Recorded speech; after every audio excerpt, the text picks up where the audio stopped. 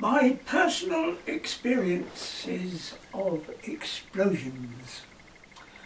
Before the network of high pressure gas mains was constructed in the UK, I was an industrial safety officer for William Press Pipeline Company in the south of England and witnessed the test to destruction of steel pipelines by the Gas Council.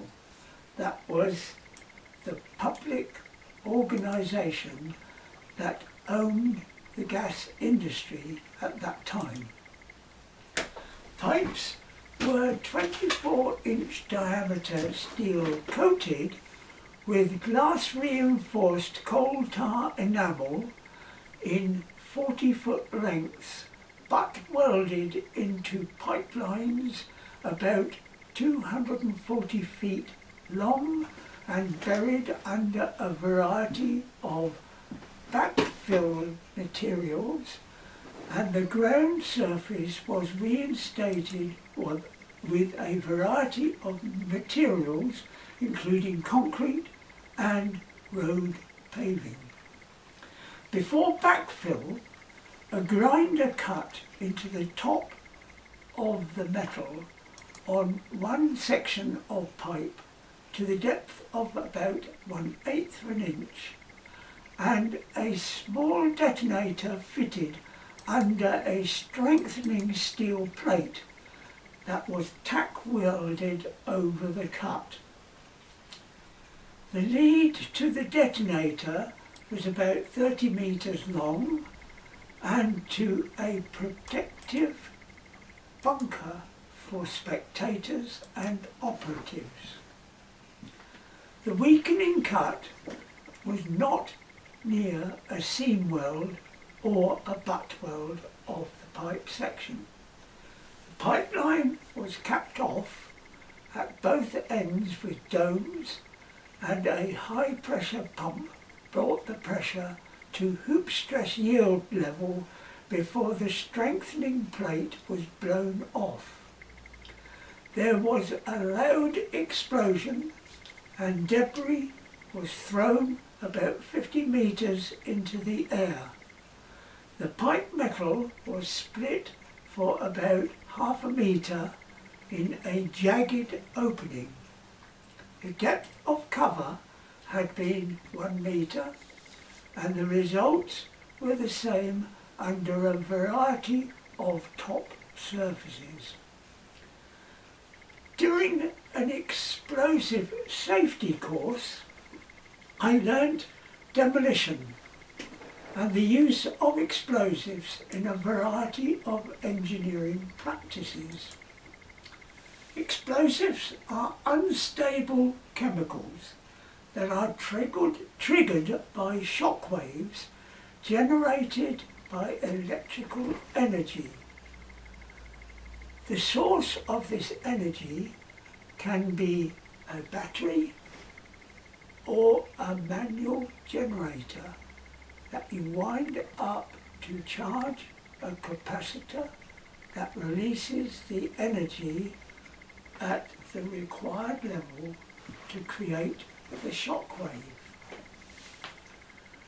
During the period of setting up and detonating explosives, all radio transmissions are banned because the detonating wires could be excited by radio wave energy and trigger the detonator. This is what kills many amateur bomb makers. To set up and trigger a massive chemical explosion under the sea would need very specialised divers who would have to be registered to get employment, so an investigator could easily and legally identify each of the very few just such persons in the world. We experience aerial effect on long, thin wires conducting CIPS surveys, as these cause fluctuations in the readings. This was established during an investigation that I conducted into the effect of sunspots on pipeline corrosion.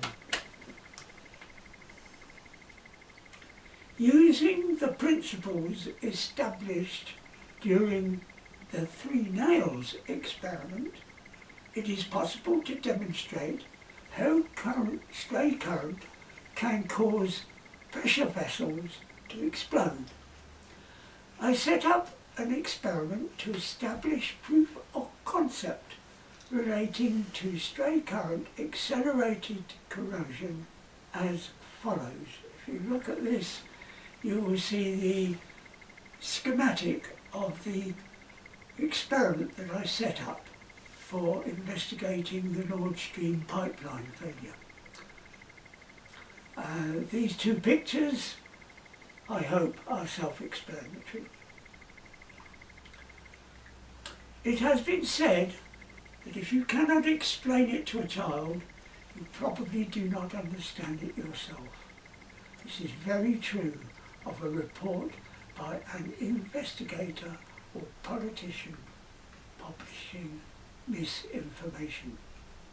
Scientific information must be exact as it is available for scrutiny in the internet, and this subjects it to unrestricted peer review of specialists worldwide.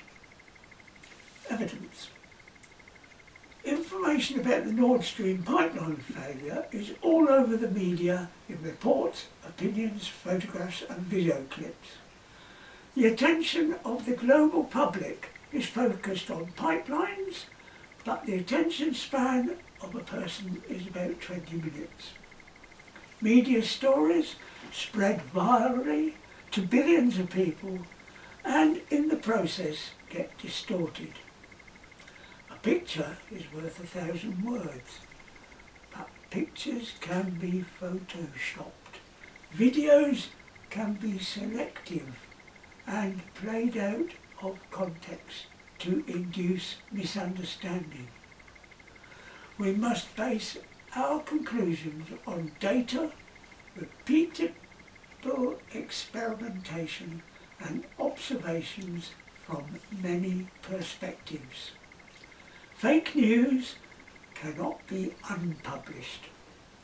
It can be denied or refuted, but that only increases the interest and the doubt. A picture is a means of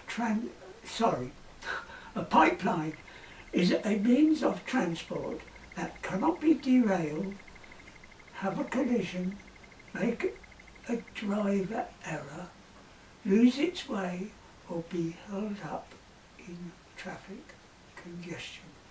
A pipeline is good transport.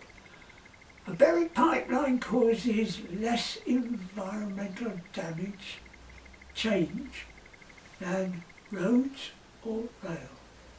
Corrosion is an electrochemical reaction that dissolves metal. I have studied corrosion control of pipelines and facilities since 1970. I have investigated pipeline failures due to corrosion. I can demonstrate the way that we measure corrosion and have samples of corrosion to destruction. I can present the evidence of this document to any scientist, institution, tribunal or court. Corrosion can be accelerated by increasing the electrical energy discharge into the electrolyte. I have successfully investigated accelerated corrosion on 2 flow lines in the Eastern Division of Shelby P, Nigeria that had leaked several times between the time when they were newly installed and my appointment as ENGE corrosion engineer. I stopped the corrosion and 18 years later had it confirmed they had not leaked since. I detected accelerated corrosion on the export pipeline between Bonny Terminal and was able to prevent a leak.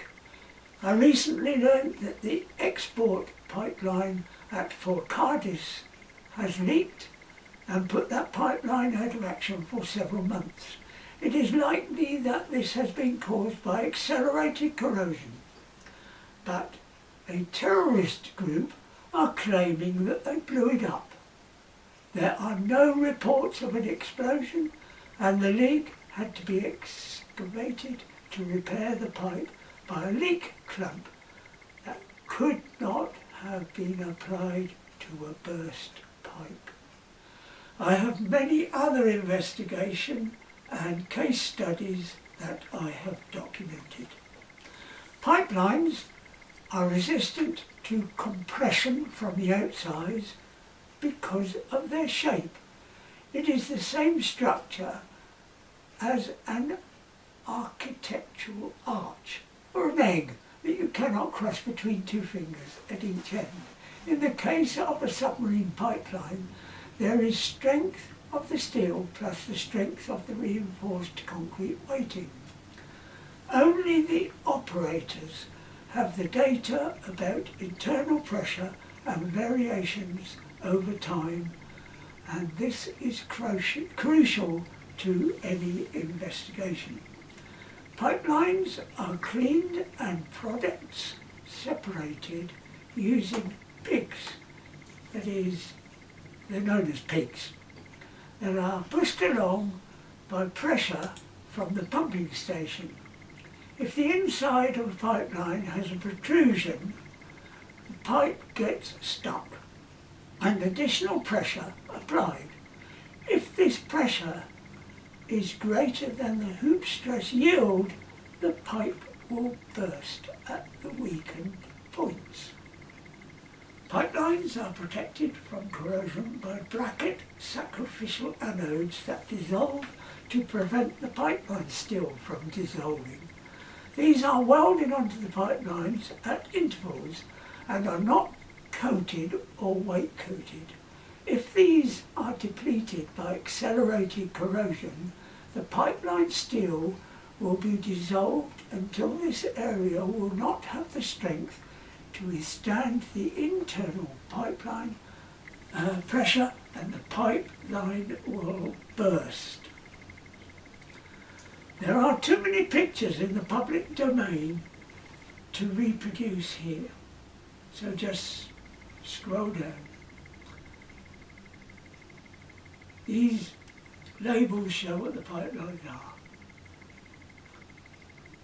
Analysis of the evidence available. The undersea pipeline stretches for 1.2 kilometres. Oh, I've done all this, haven't I? Yeah, so you could scroll down. I've covered these points. Yeah.